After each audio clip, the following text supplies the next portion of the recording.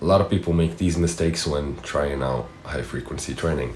And so what I'm here to tell you is that hypertrophy is fiber specific, and when you do an exercise, it's not like the entire muscle growing, it's the fibers that are reaching a high motor unit threshold.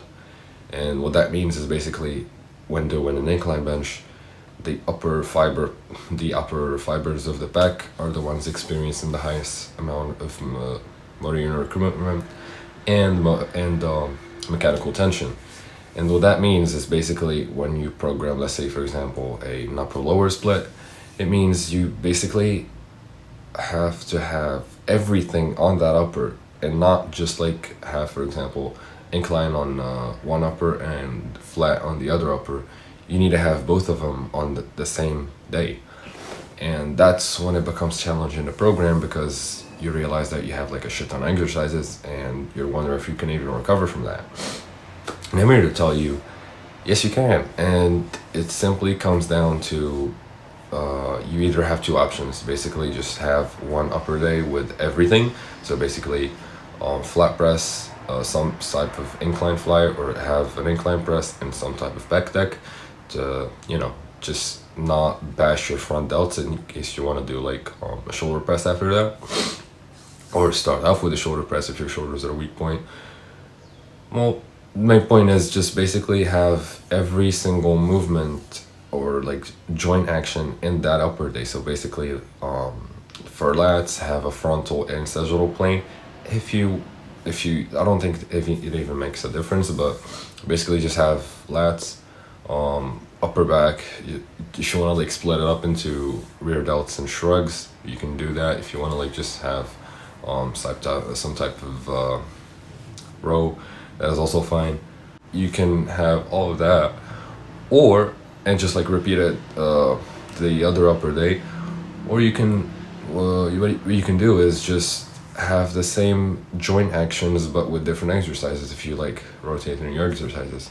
I personally just like having the same exercises because it allows me to progress faster because of just like neural adaptations at first, and you just get better at the movement. I like seeing the weight go up on the bar, but that's about it.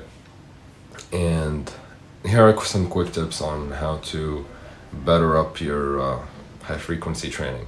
What I also see people doing is they tell me, yeah, I'm doing upper lower, man, I'm locked in, I'm on the high frequency pill.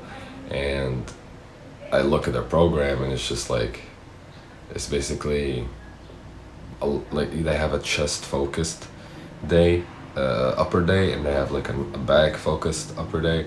And unless you really need it, I wouldn't recommend that, because it'll just take away from the other muscles. And upper days are like already like long enough because you have arms in them as well. Unless you're doing torso and limbs, I'd really recommend just having the same exercises in each upper session. Same going for lower. If you have like people who do like quad focused lower days and like hamstring focused lower days, and they do some exercises on some lower days and they don't do it on the other lower days, and it gets pretty confusing. But what I would recommend is just simply having the same simple workout that biases all the muscles equally. And I know you can't do that, but like just try to have it. Let's say for example, I'll try to like just write down a lower day. So basically start off with calves, some type of leg press, some type of like SLDL, some type of leg extension or leg curl. You could do adductors as well, but some type of like hip thrust. Then you could do what I would personally do is some like core work, which is basically just side bends or crunches or leg raises, something that'll like just keep your lower back and core healthy. Same thing goes for upper days, and I would just like do that on end, just like aim it to chase progression on every single exercise as long as I can. And that's pretty much it for high frequency training. I hope this video helped you, and goodbye.